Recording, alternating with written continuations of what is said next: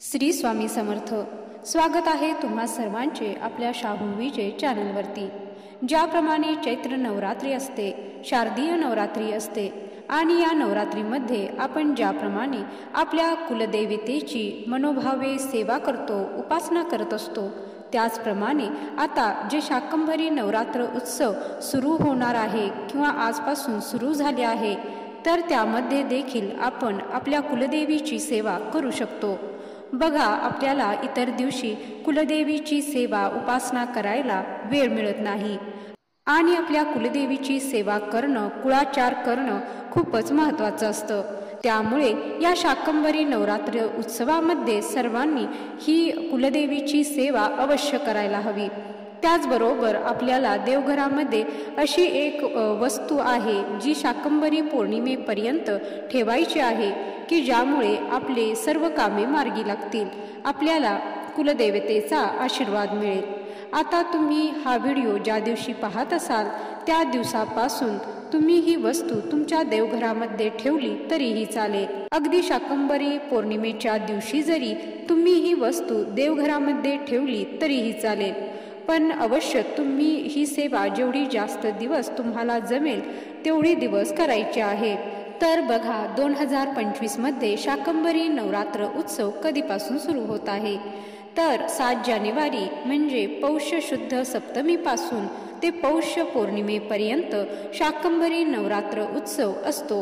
आणि या 7 दिवसांच्या काळामध्ये या नवरात्रीमध्ये आपल्याला आपल्या कुलदेवतेची सेवा करायची आहे.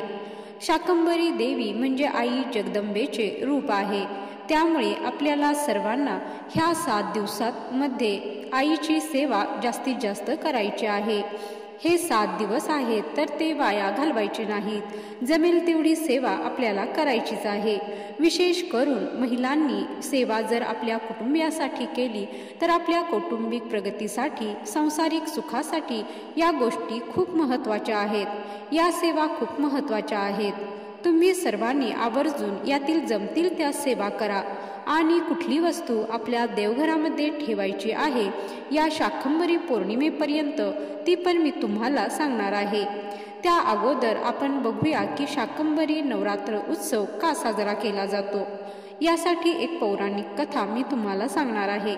तर अगदी खूप वर्षापूर्वी जुन्या काळी या पृथ्वी लोकावर खूप असा मोठा दुष्काळ पडला होता. शेतामध्ये पिकं उगवेनाशी झाली आणि अन्नधान्याचा तुटवडा पडला. तेव्हा त्रस्त होऊन सगळ्या ऋषी मुनींनी, देवी देवतांनी खूप तपश्चर्या केली. तेव्हा आई जगदंबा प्रसन्न झाली आणि तिच्या आशीर्वादाने पुन्हा या धर्तीवर नव्याने पिके बहरून आली आणि अन्नधान्य जे आहे तर ते वाढू लागलं. या पिकांमध्ये ज्या पालेभाज्या होत्या त्या किंवा इतर ज्या भाज्या आहेत त्या जोमाने उगवू लागल्या. आणि हा उत्सव साजरा करण्यासाठी देवीला नैवेद्य म्हणून शाक भाजीचा नैवेद्य दाखवण्यात आला. शाक म्हणजे तर पालेभाजी किंवा ज्या दुसऱ्या भाज्या आहेत तर त्यांचा नैवेद्य देवीला दाखवण्यात आला आणि म्हणून या देवीला शाकंभरी देवी असं म्हणण्यात आलं. तर अशी ही कथा आहे.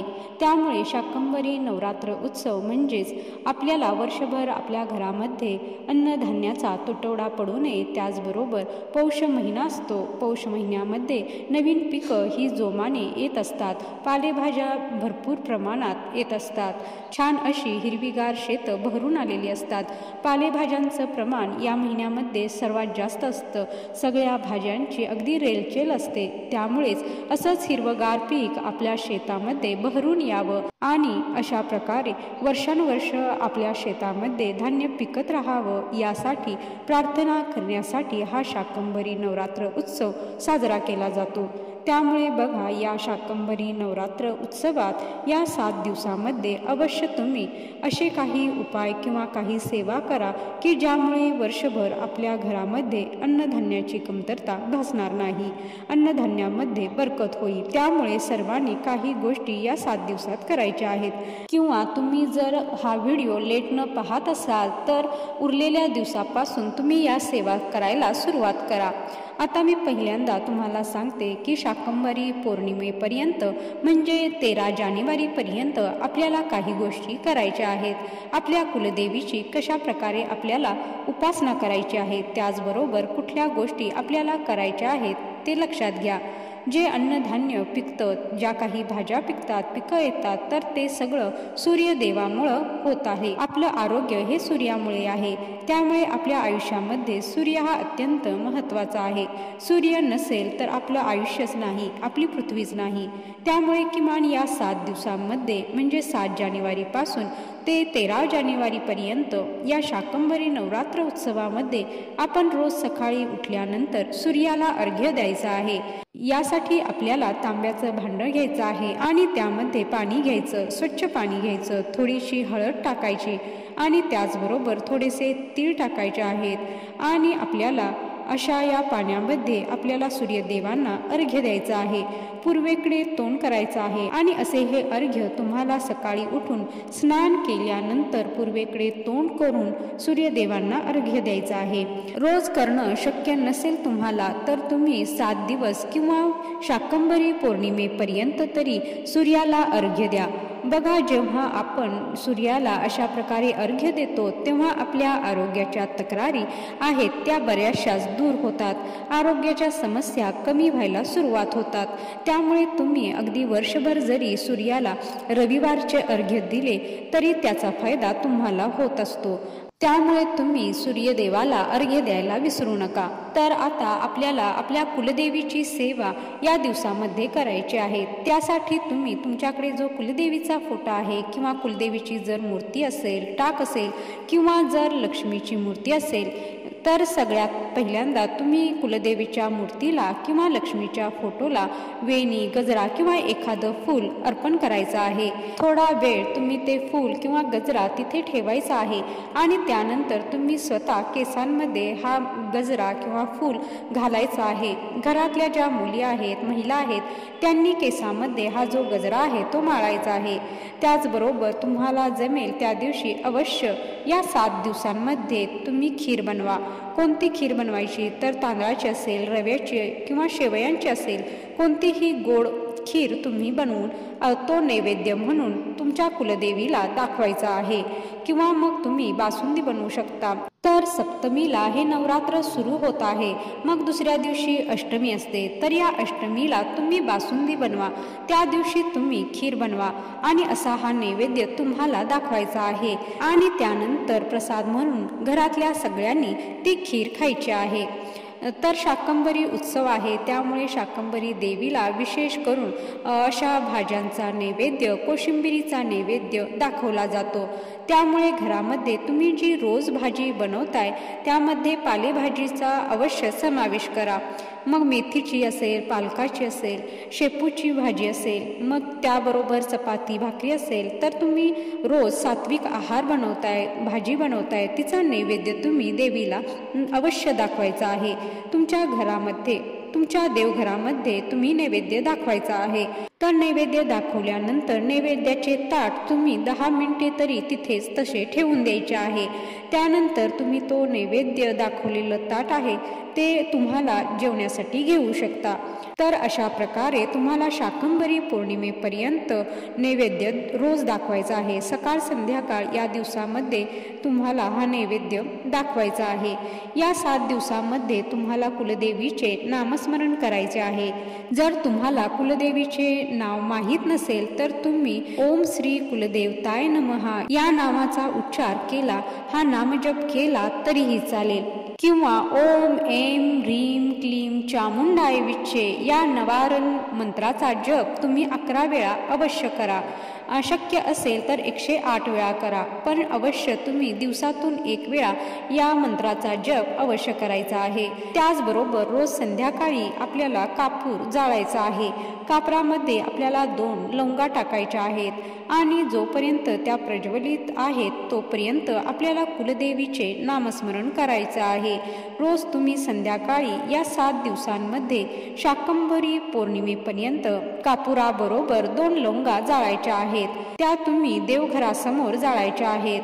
त्यामुळे काय होते की घरामध्ये सकारात्मक ऊर्जेचा प्रवाह होतो आणि नकारात्मक ऊर्जा दूर होतात। त्यामुळे हा उपाय सर्वांनी करा। तसेच आपण नेहमी जी देवीची आरती म्हणतो, जी दुर्गे दुर्गटभारी तुझविन संसारी, ही जी आरती आहे ती अवश्य सर्वांनी सकाळ संध्याकाळ म्हणण्याचा प्रयत्न करा। दिवसातून एकदा तरी तुम्ही सकाळी किंवा संध्याकाळी ही आरती म्हणायची आहे। याबरोबरच या 7 दिवसामध्ये तुम्हाला जर जमले तर गरीब मुलांना, अनाथ मुलांना अन्नदान करा। तसेच एखादी सुहासीन महिला तुमच्या घरी आली तर तिला हळदी कुंकू लावून तिची ओटी भरा किंवा त्या सुहासिनी महिलेचा मान सन्मान करा। तिला खायला तुम्ही एखादं केळ देऊ शकता, खीर देऊ शकता। अशा पद्धतीने एखादी सुहासिन महिला तुमच्या घरी या दिवसामध्ये आली तर तिचा तुम्ही आदर सत्कार करा। तर आता बघूया की देवघरामध्ये आपल्याला कुठली वस्तू ठेवायची आहे। तर बघा, आपल्याला काय करायचं आहे तर एक खोबऱ्याची वाटी घ्यायची आहे आणि त्या खोबऱ्याच्या वाटीमध्ये आपल्याला फुटाणे असतात ते भरून ठेवायचे आहेत। एखाद्या वाटीमध्ये, डिशमध्ये ही खोबऱ्याची वाटी आणि त्यामध्ये भरलेले फुटाणे आहेत तर ते आपण देवघरामध्ये ठेवायचं आहे। या भरलेल्या फुटाण्यांच्या खोबऱ्याच्या वाटीमध्ये तुम्ही 1 रुपयाचं नाणं ठेवू शकता आणि ही खोबऱ्याची वाटी आपण शाकंभरी पौर्णिमेपर्यंत आपल्या देवघरामध्ये तशीच ठेवायची आहे। ती सतत हलवली जाईल अशा पद्धतीने ठेवू नका, तर ती एका बाजूला व्यवस्थित तुम्ही ठेवायची आहे। तर शाकंभरी पौर्णिमेच्या दिवशी तुम्हाला काय करायचं आहे की एक गुळाचा खडा किंवा जो बत्तासा असतो तो फुटाण्यावरती त्या ठेवायचा आहे आणि शाकंभरी पौर्णिमे दिवशी तुम्हाला घरातील सर्वांना हा प्रसाद म्हणून वाटायचा आहे। फुटाण्याचा नैवेद्य जो आहे तो देवीला अत्यंत प्रिय आहे, त्यामुळे तुम्ही अवश्य फुटाण्यांचा नैवेद्य आहे तो अशा प्रकारे खोबऱ्याच्या वाटीमध्ये भरून ठेवायचा आहे। आणि खोबरे जे आहे तर ते तुम्ही पुन्हा स्वयंपाकामध्ये वापरू शकता। या खोबऱ्याची वाटी तुम्ही शाकाहारी जेवणामध्येच वापरायची आहे। तुम्ही हा व्हिडिओ जर आज बघितला असेल किंवा पहिल्या दिवसापासून पाहिला असेल तर पहिल्या दिवसापासून तुम्ही हा उपाय करू शकता। पण तुम्ही जर हा व्हिडिओ लेटनं पाहिला असेल, अगदी शाकंभरी पौर्णिमेच्या दिवशी जरी पाहिला असेल तर त्या दिवशी सुद्धा तुम्ही हा उपाय करू शकता। दिवसभर तो नैवेद्य तुम्ही देवघरासमोर ठेवू शकता आणि दुसऱ्या दिवशी तो प्रसाद म्हणून खाऊ शकता। तर घराच्या सुखसमृद्धीसाठी आणि अन्नधान्याची कमतरता पडू नये यासाठी हा उपाय तुम्ही जर केला तर तुम्हाला नक्कीच याचे शुभ परिणाम झालेले दिसून येतील। तर हा उपाय स्त्रियांनी नक्की करावा। तर आजचा हा माहितीपूर्ण व्हिडिओ तुम्हाला आवडला असेल तर व्हिडिओला लाईक करा, शेअर करा आणि माझ्या चॅनलवरती नवीन असाल तर चॅनलला सबस्क्राईब करा। व्हिडिओ शेवटपर्यंत पाहिल्याबद्दल धन्यवाद। जय श्री स्वामी समर्थ।